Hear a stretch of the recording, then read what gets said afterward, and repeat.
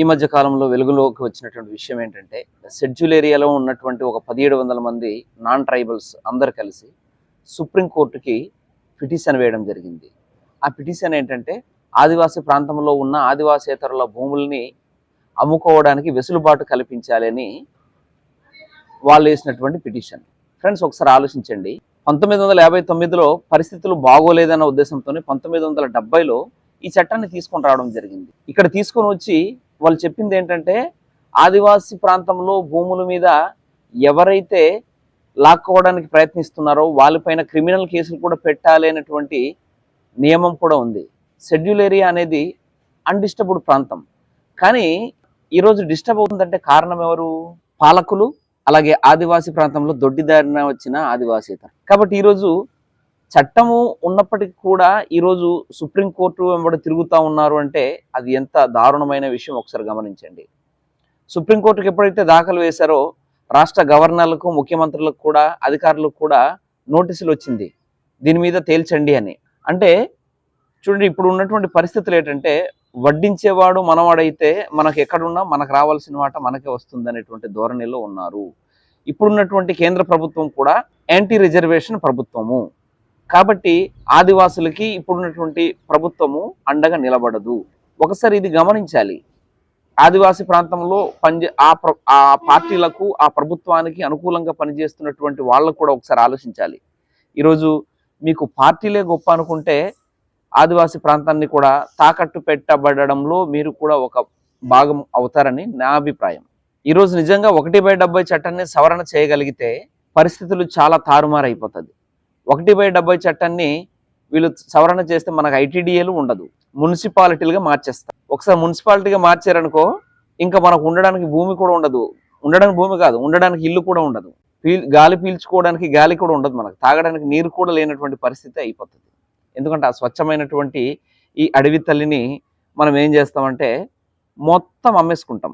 ఇప్పటికే గ్రామసభ తీర్మానం లేకుండా, గ్రామసభ అనుమతి లేకుండా రహదారులు పేరు చెప్పి కొండలంతా కూడా తవ్వేశారు. మీరు చూస్తున్నారు కదా, ఏదో హైవే వచ్చేసింది అనేసి మీరు అనుకుంటున్నారు. కానీ కొండలు తవ్వేసి మొత్తం సర్వనాశనం చేశారు. ఆ రోడ్డు హైవే రావడం వల్ల ఏమైనా లాభమా అంటే అది కాదండి. ఫ్యూచర్లో బాక్సైట్ తవ్వడానికి వాడు మార్గం నిర్మించుకుంటున్నాడు. ఆ విషయం జనాలకి తెలియడం లేదు. కాబట్టి జనాలు చాలా పగడ్బందీగా ఉండాలి, చాలా జాగ్రత్తగా ఉండాలి. ఈ మధ్య కాలంలో చింతపల్లిలో కూడా బాక్సైట్ సర్వే జరుగుతుందని అక్కడ ప్రజలు వాళ్ళని అడ్డుకొని వెనక్కి పంపించడం కూడా జరిగింది. అంటే చూడండి, అంటే ఇక్కడ రాష్ట్ర ప్రభుత్వము నీ మీద కపట ప్రేమే ఉంది, కేంద్ర ప్రభుత్వాలకి నీ మీద కపట ప్రేమే ఉంది.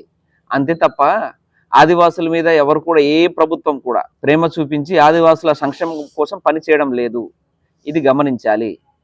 ఈ టైంలోని రాష్ట్రంలో ఉన్నటువంటి ఎవరైతే ఆదివాసీ ఎమ్మెల్యేలు, ఎంపీలు ఉన్నారో వీళ్ళందరూ కూడా ఈ టీఏసీ సమావేశం ఏర్పాటు చేయమని చెప్పాలా. ఏర్పాటు చేసి అక్కడ ఈ ప్రజల తరపున గోడు వినిపించాల్సినటువంటి బాధ్యత ఎమ్మెల్యేలదే. ఈ శాసనసభ్యులు తప్పకుండా ఆలోచించాలి. మీరు ఎంత పాలక ప్రభుత్వంలో ఉన్నా, ప్రతిపక్ష ప్రభుత్వంలో ఉన్నా ఆదివాసుల కోసం మాట్లాడాల్సిన బాధ్యత మీకు ఉంది. మీరు మాట్లాడకపోతే మీ ప్రాంతాన్ని మీరే తాకట్టు పెట్టిన వాళ్ళు అవుతారు. ఇది మాత్రం ఈ శాసనసభ్యులు కూడా గమనించాల్సినటువంటి అవసరం అయితే ఉంది.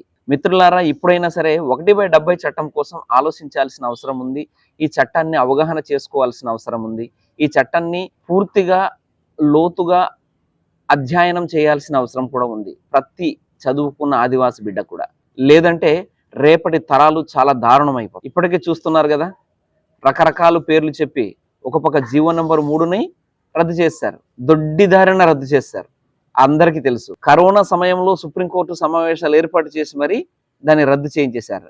అంటే ఆదివాసుల మీద ఎంత కక్ష, ఎంత ఆదివాసుల్ని పూర్తిగా తొక్కేయాలి, డిస్ట్రాయ్ చేయాలనేటువంటి ఆలోచన వీళ్ళకుంది. ఇప్పుడేమో 1/70 చట్టం మీద పడ్డారు. అదే అడుగుతున్నాం మనం.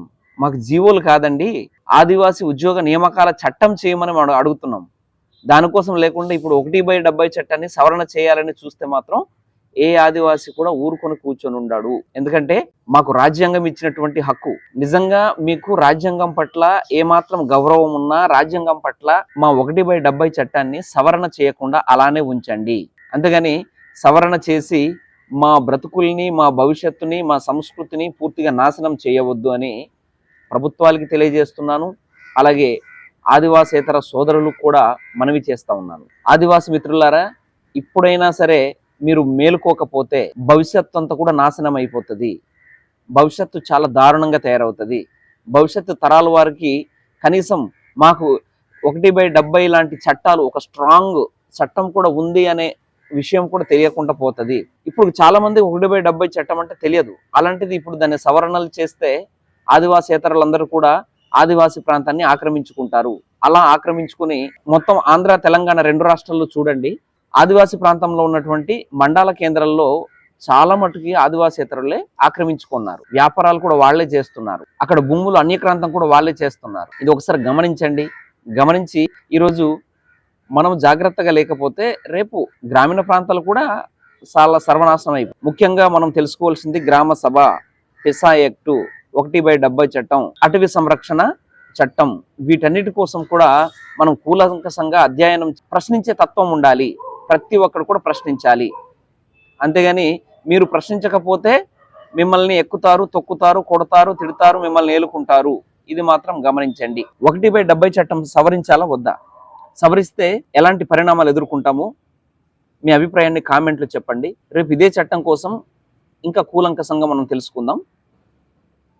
జై హింద్, జై ఆదివాసీ.